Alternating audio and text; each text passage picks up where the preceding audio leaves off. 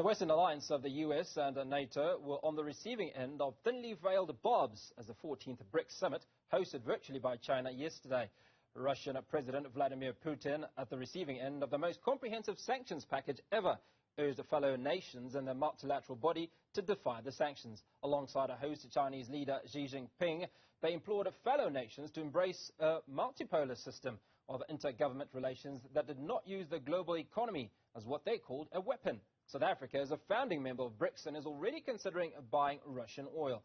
Joining us now to share a perspective on the diplomatic and economic implications of defying anti-Russia sanctions is international relations expert Anthoni Van Nieuwkerk. Anthony, very good afternoon. Thanks for speaking to us. Now let's talk about where is the greatest loss in international relations or economic relations, if you will, in this debacle that we find ourselves in? Yeah, this is good afternoon. Thanks for having me. It's very topical and very complex. You know, to start with, some people say that us getting oil from Russia is a good idea. It might bring the petrol price down and bring some local stability to a very unstable political situation in our own country. But the economists and the experts point out that we don't have the refineries to turn Russian oil into petrol. So that is a non-starter. So we can't participate in that trade diversification, if you want. But the bigger picture is really whether South Africa should align itself, with the West or with the East. If it does either one or the other one, there will be a price to pay. So if we align ourselves with the European Union, with NATO, if you want, the Americans and the Europeans, participate in sanctions on Russia, then I think the Europeans might support us, as they do Africa, with money when it comes to the problem with grain that's not reaching, hungry areas in Africa. But we will probably lose our place in BRICS in the short term. The Russians and the Chinese will not take kindly to this switch of allegiance. And in the longer term, we will have to think very carefully and calibrate whether the changing world order will benefit us if we stay with ideologically or politically with the West, or whether we shouldn't spread our wings and see if there's not benefit in staying with BRICS. And so I can make the argument very quickly. If we go the BRICS route, if we buy lock, stock and barrel into the package that the Russians, the Chinese are offering us, which is let us set up an alternative to the Western dominated, liberal, rules-based world order and create our own financial systems, trading systems, political systems, and peace and security systems. How much will we benefit from that? Well, we're not directly in the line of confrontation with Ukraine or with the Middle East, for example, so we won't benefit immediately. But I dare say that over the medium to longer term, as power and influence migrates from America, which is sort of a declining imperial power, to the rise of China in the East, we will have to calibrate our foreign policy carefully and account for both. And let me say, whether you should choose the one or the other, I think we should choose neither.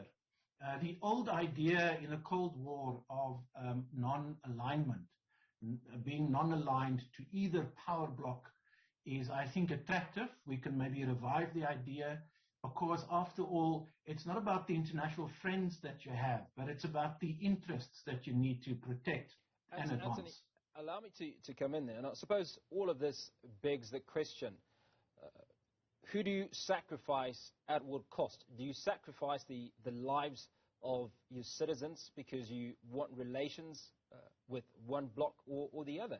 And I think, for me, that is the question. And I would like to think that if the option is to sit on the fence, then that probably would be it. But what would South Africa do? Yeah. So South Africa is not sitting on the fence. Let me start by saying, our biggest trading partner is the European Union. And we keep that trading relationship alive. The Americans also trade with us, and we have a special trading relationship with it. At the same time, we do a great deal of business with China. Not so much Russia, because Russia is not really buying and selling the stuff that we want or need, except for some natural resources, diamonds, for example, and so on. So what our government is doing, it's in its trade policy and foreign policy, it makes sure to have relationships with both camps, if you want. And I think that is the way to go. What I think our government is resisting, and many African countries are doing the same thing, or countries in the global south, in the developing world, is being forced by the one bloc or the other bloc to take sides against the other.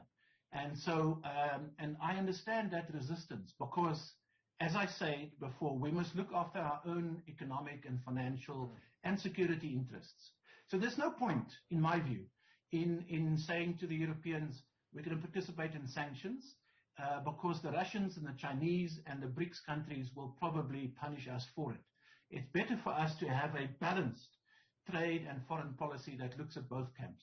And that is not sitting on the fence. That is looking after our own interests.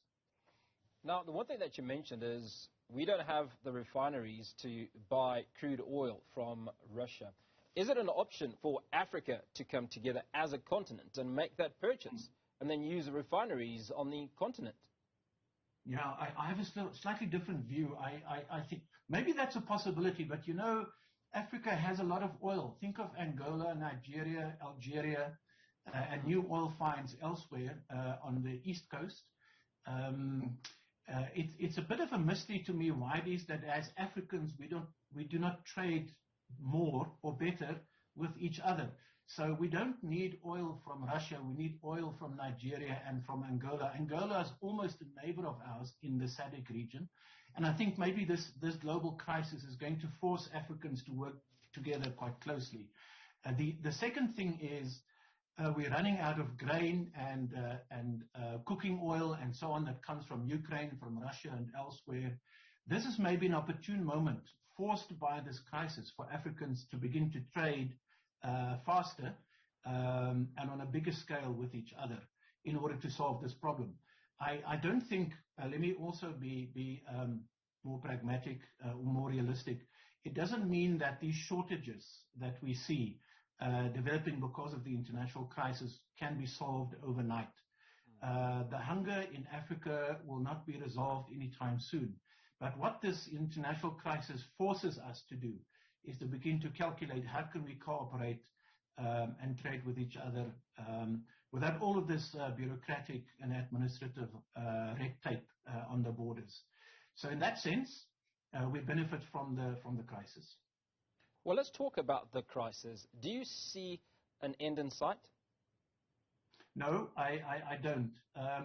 You know, many people think that this is a war between Russia and the Ukraine, or Putin's Russia, as some people put it, and Zelensky's Ukraine. I think slightly differently about this. I think this is a contest between Russia and NATO. By NATO, I mean the American-led alliance of Western countries that are protecting the international order, the way that it shaped it after the Second World War, and from which it benefits a great deal. Russia, I think, is a challenger and a norm breaker, and is testing the resolve of the Western-led alliance, of NATO. And in part, Russia is using logic, which is you're encroaching on my country by giving East European countries, former Soviet Union satellite countries, membership of the European Union. And so you're enlarging your bloc at my expense. And Putin, I think, is on record, we understand him a bit better now, that he wants to recover, you know, lost Russian glory, if you want, imperial glory.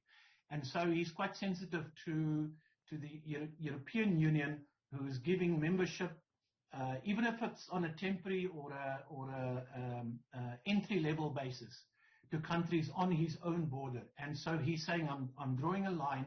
I'm not going to allow this to happen. He took a stand in the Ukraine. Of course, nobody can defend the aggression in the Ukraine by the Russians.